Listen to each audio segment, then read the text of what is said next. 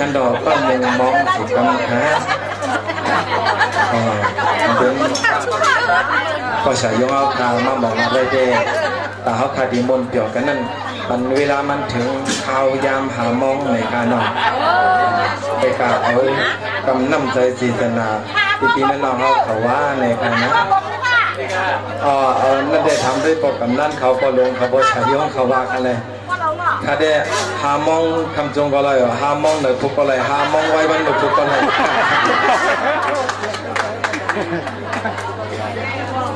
จัดในช่วยน้องจันแต่ว่าผมก็ช่วยมันได้เพื่อนเนี่ยแบบ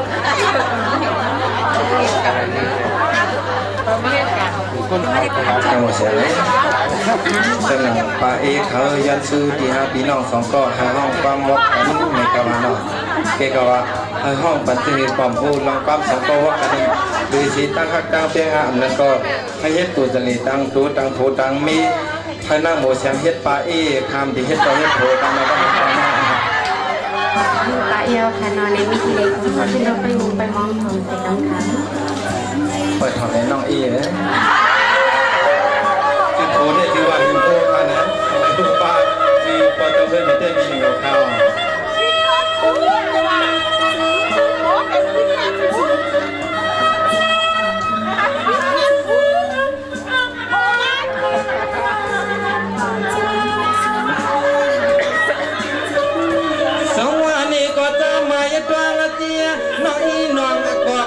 มือเลี้ยวในอามาตีนออกเตอออกคอแค่สัวเมียงปันกัน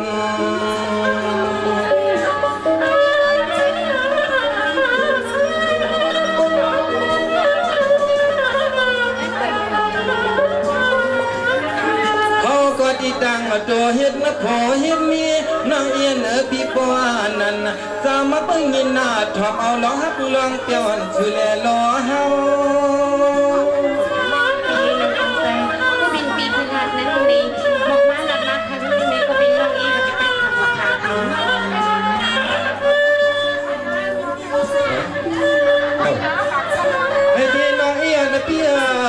ยามะขาเมื่อเลี้ยวในปีที่ลัดกว่าพุ่นตาชิดตาอ่อนซองแล้วก็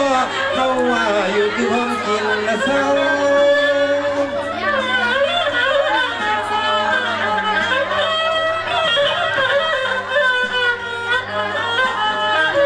เราน้องเอปีที่ลัดนาปัญหามันเจกว่าเธอลองโผลองเมห่มกันเล็กต่อใหญ่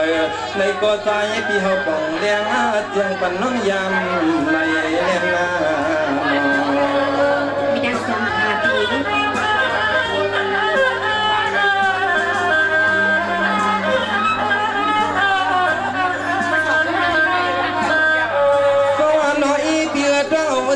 จีน่า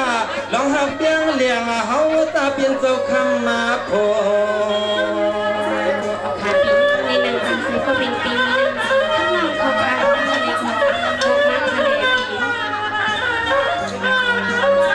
โซก็ใจปีเปียงหักสัวเนี่ยเทียมเมื่อยามมาลูกยามนังยามมายังยามมากกว่าพี่ว่าเตอห้อยตัวยาป่าอยู่น้องเขาพี่น่าว่าเตอห้อยตัวยาป่าคำก็เปลี่ยนมี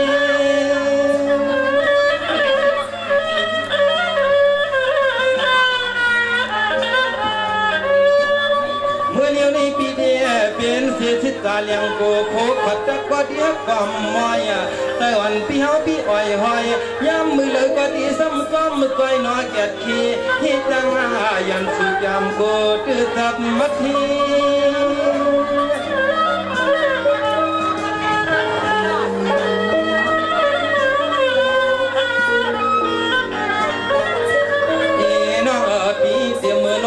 คำกะขึ้นพูดขึ้นว่าใจปีโกหินยงนั้นจอมมันที่คบมา